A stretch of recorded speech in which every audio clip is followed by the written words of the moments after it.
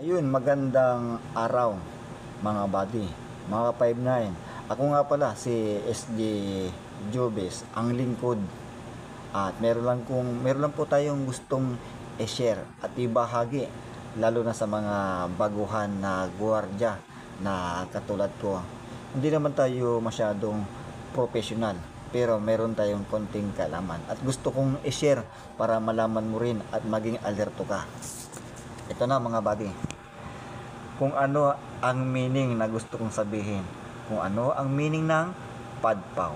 Mabilisan lang ito, 5 bagay lang na salita ang gusto kong ipartin sa inyo. Medyo mahaba, kakailangan kong bilisan.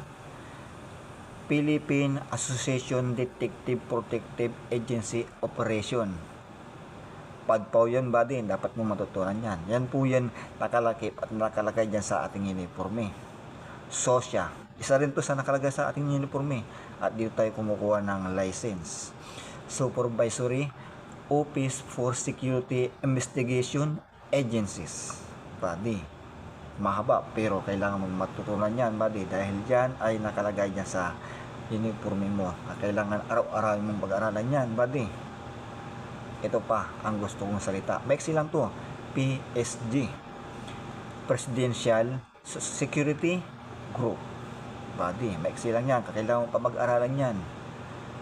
Ito ang pinakagustong gusto kong at lagi kong pinag-aralan at gusto ko rin matutunan mo kung ano ang meaning at tawag sa salita na PPGG, Philippine Professional Guard Group.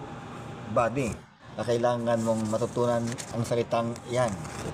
Ito pa ang gusto kong matutunan mo buddy, ang pinakamahalaga at importante sa lahat ng oras at gusto kong matutunan mo. RCSU. Buddy, kung ano ang meaning at tawag dyan. Regional Civil Security Group.